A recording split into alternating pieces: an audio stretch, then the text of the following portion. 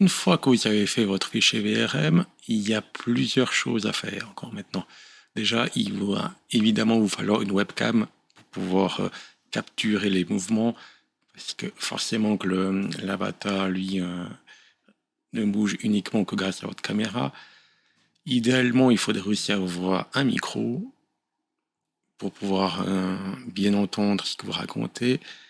Et alternativement, vous pouvez aussi avoir un LIP, qui est un petit appareil dont je mettrai le lien aussi, qui permet de capturer les mouvements des bras, comme ça. Alors, il existe des possibilités de le faire sans le LIP, mais à mon avis, ça fonctionne pas super bien. Déjà, avec l'appareil, c'est pas idéal. Autrement, question matérielle, c'est tout. Il vous faudra après choisir un programme de streaming. J'en connais trois personnellement que j'ai testé. Il y a celui que vous voyez maintenant, c'est Animaze, qui fonctionne assez bien au niveau de la tête. Mais par contre, au niveau des bras, il fait un peu n'importe quoi. Donc, une autre possibilité de programme pour VTubing, c'est Lupet, qui est disponible sur Booth. Il y a une version gratuite de démonstration, mais il y aura un watermark dessus.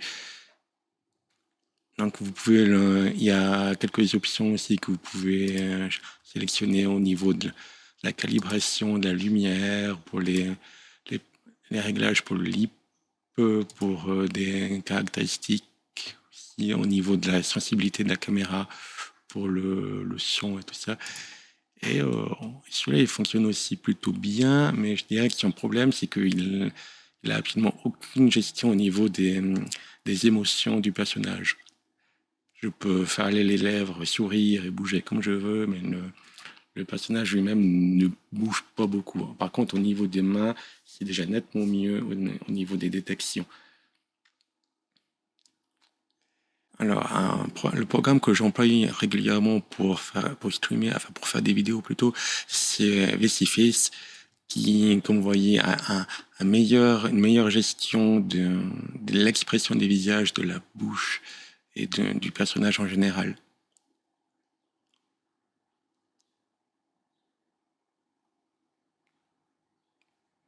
Et il gère aussi très bien les mains, qui arrive à faire aussi de manière moins saccadée, et son bug en particulier. Le programme est gratuit aussi, donc ce qui est plutôt bien. Je vous mettrai le lien dans la description, bien sûr, de la vidéo. Une fois que vous aurez donc créé et exporté votre VRM, choisi votre programme de streaming et configurer tout ça correctement, il vous faudra encore un programme comme par exemple OBS Studio que j'emploie ici, ou un autre programme équivalent, qui va vous permettre de capturer soit une fenêtre, soit un écran entier, qui permet soit de streamer directement sur YouTube ou autre, soit de faire un fichier vidéo, et un fichier que vous pourrez après ensuite uploader sur n'importe quel programme, un site de partage vidéo, que c'est sur YouTube ou un autre. Très bien. Alors maintenant, si vous voulez faire que du VTubing, il n'y a même pas besoin d'aller plus loin, vous êtes déjà bien avancé. Mais en fait, vous pouvez faire d'autres choses avec un fichier VRM. Vous l'avez peut-être vu sur nos sites web, mais on peut faire des objets 3D ou bien des clips avec. Donc, je vais juste essayer de vous montrer un petit peu deux, trois petites choses. Là, je suis dans Unity. Et vous voyez, par exemple, j'ai installé le menu UniVRM, qui est un petit programme spécial en plus qu'on rajoute à Unity, dont je vous donnerai le lien. Et on peut, par exemple, bouger des parties du corps indépendamment du reste. Et donc, ce qui permet, par exemple, de faire une posture qu'on veut et après exporter comme ça en Estel, donc qui est un format de fichier pour les imprimantes 3D. Ça donne un fichier qui est après possible de mettre dans un slicer, comme on dit, qui permet après de faire imprimer un objet en 3D avec la pose que vous avez décidée. Donc ça, c'est une chose, mais il y a aussi un autre aspect, c'est que si vous avez remarqué, Edeli avait les deux jambes la même hauteur dans VR Studio. Parce que VR Studio considère justement que forcément que les deux jambes doivent être la même longueur, donc il ne fournit pas de possibilité de régler la taille des jambes. Donc de base, dans VR Studio, tous les avatars, c'est la même chose. Sauf que Edeli, chez nous, c'est un deuil, je vous rappelle, donc qui a une jambe plus courte que l'autre. Donc j'ai un peu triché. Vous voyez par exemple ici, on peut changer en fait la taille de la jambe. Alors, vous voyez, si je fais comme ça, je peux changer la hauteur d'une jambe. Ici. Mais je peux aussi l'allonger. Donc j'ai trafiqué comme ça l'avatar à la base pour que cette jambe-là, le pied plutôt, soit plus grand que ce pied-là, pour donner l'impression justement qu'elle a une jambe plus grande que l'autre.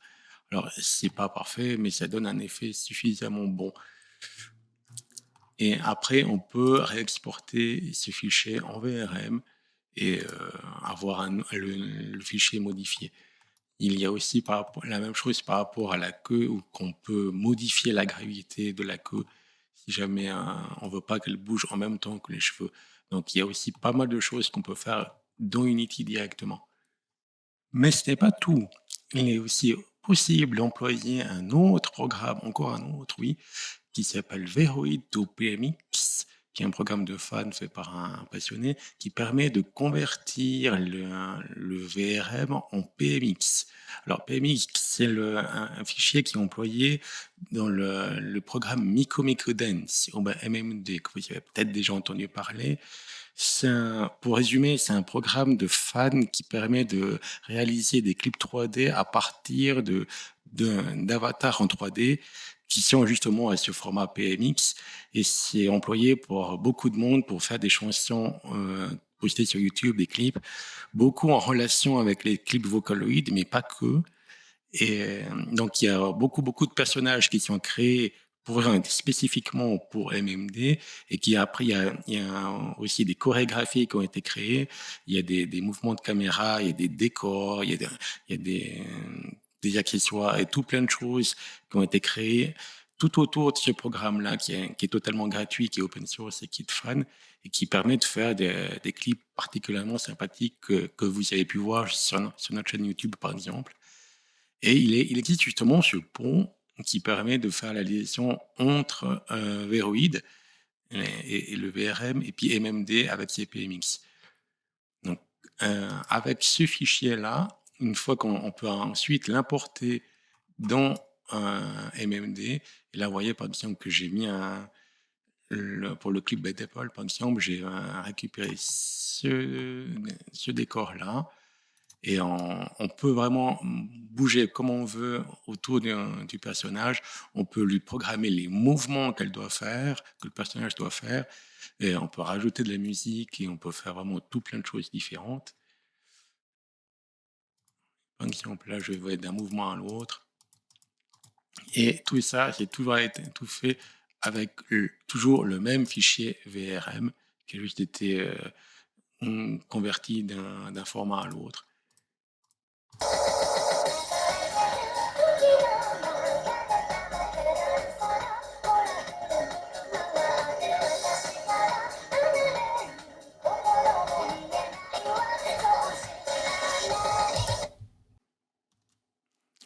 Juste petite astuce, comme ce programme est légèrement vieux, mais qui fonctionne encore très bien, quand il exporte les vidéos, il les exporte au format AVI.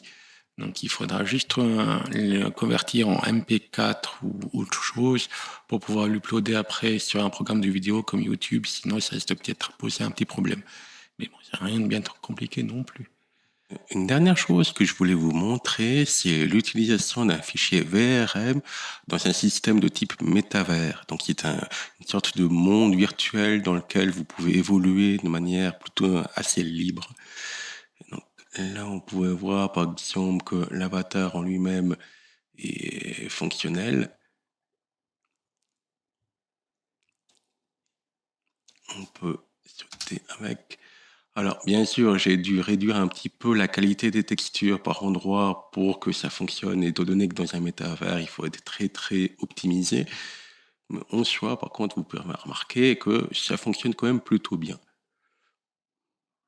Voilà. Donc, il y a encore une autre utilisation possible d'un fichier VRM qui permet d'arriver à faire des choses comme ça. On peut imaginer des réunions ou bien des conférences ou d'autres styles d'utilisation dans des milieux virtuels comme celui-ci. Et le fait d'avoir un avatar pour ces occasions-là, ça peut toujours être bien.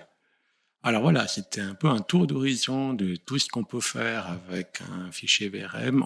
On est parti de VR Studio, puis après on a fait plein de choses comme ça de différentes. On peut faire le VTubing lui-même, on peut faire des objets 3D, on peut faire des clips, on peut faire vraiment tout plein de choses. Et on peut même aller plus loin que les possibilités du programme VRI 3D lui-même si on passe un peu de temps à bidouiller de Unity. Donc c'est quelque chose de très puissant et à la fois pas spécialement compliqué. Il me semble que les programmes sont assez faciles d'utilisation. C'est pour ça aussi que je n'ai pas été trop dans les détails. S'il y a un intérêt, je peux toujours essayer de faire des vidéos plus détaillées sur vraiment chaque étape, comment faire pour installer les programmes, configurer. C'est très simple, mais ça peut paraître compliqué à premier abord, mais ça l'est pas. Là, j'ai essayé de faire vraiment une vidéo assez courte qui montre tout ce qu'on peut faire vraiment avec les outils à disposition, sachant que la plupart sont gratuits. En fait.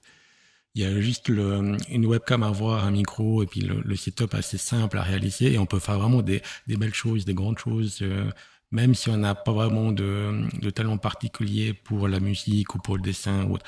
Donc il suffit de savoir vraiment un peu employer un ordinateur et on peut déjà faire pas mal de choses différentes.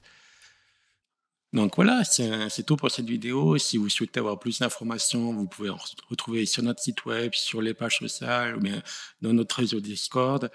Vous pouvez toujours en faire des demandes, on essaiera en répondre à vos questions si vous en avez. Voilà, merci de votre attention. Au revoir. À bientôt.